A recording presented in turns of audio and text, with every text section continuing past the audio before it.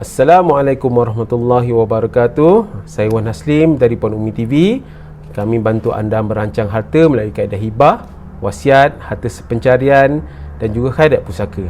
Dalam siri sebelum ni kita ada membincangkan peranan pemilik harta itu, bagaimana dia perlu menjelaskan status pemilikan harta semasa dia hidup dan juga status pemilikan harta selepas kematian beliau.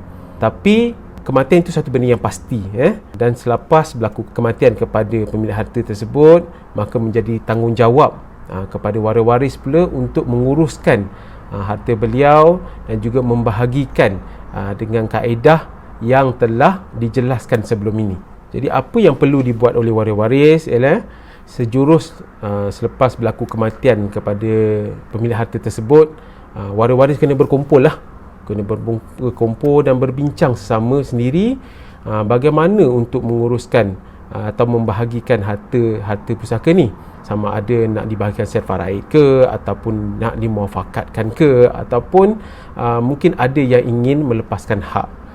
Jadi perbincangan ni sebaik-baiknya dilakukan sejurus lepas kematian. Mungkin pada pagi itu jenazah dikebumikan, malam tu terus berbincang untuk mengelakkan daripada waris-waris, terutama yang saya tinggal di rumah pusaka itu, terus termakan harta pusaka secara batil. Waktu ni sebenarnya adalah waktu yang terbaik selepas kematian, sebab mungkin malam tu kita ada majlis tahlil dan sebagainya. So itulah masanya orang kata semua waris-waris berkumpul. Jadi terus bincang, sebab kita takut kalau kita tak berbincang masa itu, kita tak tahu bila pula kita nak berjumpa. Mungkin raya tahun depan, ataupun mungkin dah ada berlaku satu lagi kematian baru nak berjumpa sekali lagi. Sebaik-baiknya masa lepas kematian tu terus bincang dan terus bahagikan. Sebab kalaulah kita lambat berbincang, mungkin ada waris-waris yang tinggal berjauhan, mungkin seorang di utara, seorang di selatan. Kita tak tahu bila lagi kita akan ada peluang untuk berbincang macam tu. Tapi kena ingat, sebelum nak bahagikan tu kena tolak dulu dari sudut orang kata kos pengemudian mati, kata dari sudut hutang dan sebagainya, kena tolak itu dan bakinya barulah difaraidkan ataupun dimuafakatkan. Tapi ada tapinya.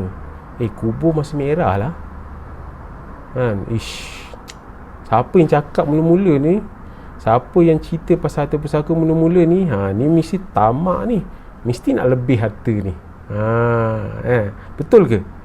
Jadi itu sebenarnya isu pula bila kata nak berbincang ni. Kalau nak bincang, sedangkan bagi yang tahu tentang hukum hakam ni, dia tahu kena bincang dengan segera untuk mengelakkan daripada makan harta pusaka. Tapi sentimen dan orang Melayu kita ni bila berbicara pasal harta pusaka ni seolah-olahnya tamak ataupun sekarang-olahnya berebut harta pusaka. Sedangkan kita nak nak selesaikan masalah pusaka kerana 3 perkara yang dituntut selesaikan secara segera adalah nazah, harta pusaka dan juga hutang.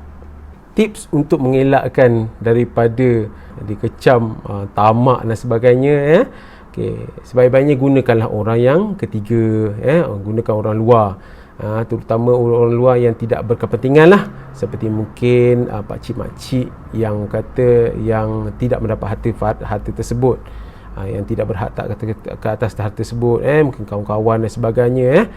Cuma kena pastikanlah orang yang ketiga ni juga adalah orang yang faham dan berilmu mengenai pembahagian harta pusaka dan juga apakah proses-prosesnya. Kalau kita ambil orang-orang yang tak berilmu, kita takut nasihat yang diberikan bermasalah lah. Jadi dia akan menjadi perkara lain pula lah. So elakkan daripada mengambil orang-orang yang tak faham pun mengenai harta pusaka. Dan juga pastikan orang ketiga ni ialah seorang yang adil, yang tidak mempunyai kepentingan mana-mana pihak. Sebab kita takut kadang-kadang yang menjadi yang kata penasihat 25%, rupanya ada kepentingan dan berpakat dan sebagainya. Kalau nak mudah, gunakanlah khairat pusaka. Kalau kita ada khairat kematian ni untuk membantu kita menguruskan jenazah supaya waris-waris tak pening kepala, dan juga orang kata dari sudut kos untuk menguruskan jenazah tu telah diselesaikan awal. Khairat pusaka pun macam tu, tapi khairat pusaka untuk membantu waris-waris menguruskan harta pusaka kita, dan juga kos yang melibatkan pengurusan harta pusaka. Okey, jadi siapa-siapa yang berminat untuk tahu mengenai khairat pusaka ni, okey, boleh komen nak di ruangan komen di bawah